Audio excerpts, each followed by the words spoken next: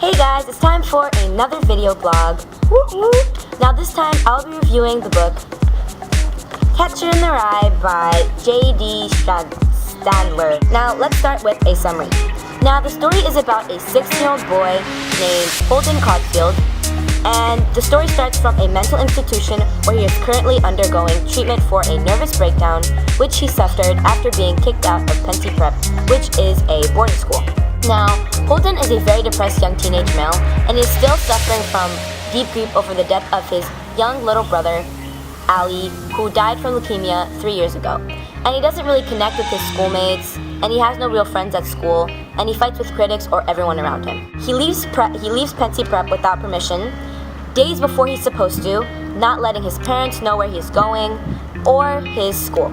And he decides to go on this quest to New York City and gets in a lot of trouble.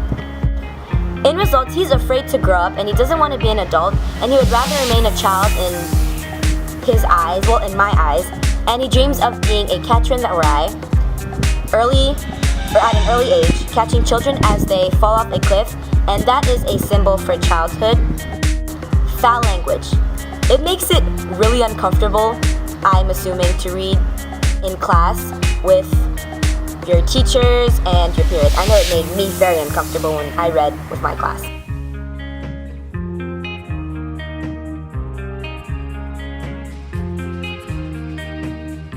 Number 2, mature content. A lot of sex references like prostitutions and a lot of things to avoid talking about with your class and other book clubs and groups. Number 3, sexism. This was one of the things I strongly disliked in Catcher in the Rye. They use women and they refer to them as ugly morons, and they use sexist terms as babes, and I found it to be completely unfair, and gender inequality was hugely referenced in the book. Depression.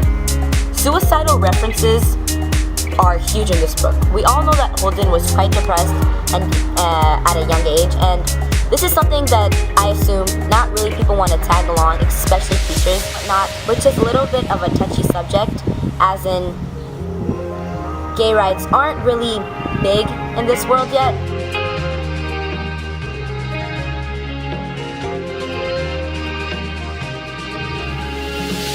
Now, let's get into reasons why this book should not be banned.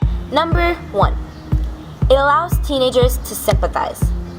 We understand that we're going through a phase when we enter our teenagehood, and coming from Holden, who's not really fitting in and has a lot of trouble, it makes us have an emotional attachment to him. Number 2, deals with educational stress. We all face it. We all face school stress, whether you have big exams, big tests coming up, and Holden kind of tied that down, and it made me feel like I'm not the only one in this world who is suffering from a lack of sleep, studying, and all of that goodness I learned in this book. Sometimes you guys just want to be alone, and you can't blame Holden for wanting to be. Number 4, this book is real. Holden has a voice. He's not fake, and when he says something, I can feel the emotion in every single sentence I read when it comes to dialogue from Holden. I don't feel like JD is trying to hide anything, nothing. I just simply feel that this book is real when it comes to dialogue and emotion. 5, deals with mentally equipped people. Allows readers to go into the mind of a mentally ill and different types of personalities that we face when it comes to mental disabilities.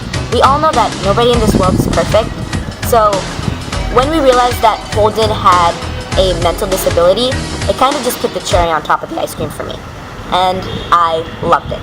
Now, here comes to the conclusion. In results, I would rate the book a 3 out of 5, 2.5 stars, because the dialogue was real and JD really captured what he wanted to say, and at sometimes he might have went a little bit too far, but that's what made the book so real and good to enjoy. Almost every chapter had its own interpretation and that we all had to solve when JD said something that was very important through Holden's voice, and it was kind of like a puzzle. We just tried to put the pieces together.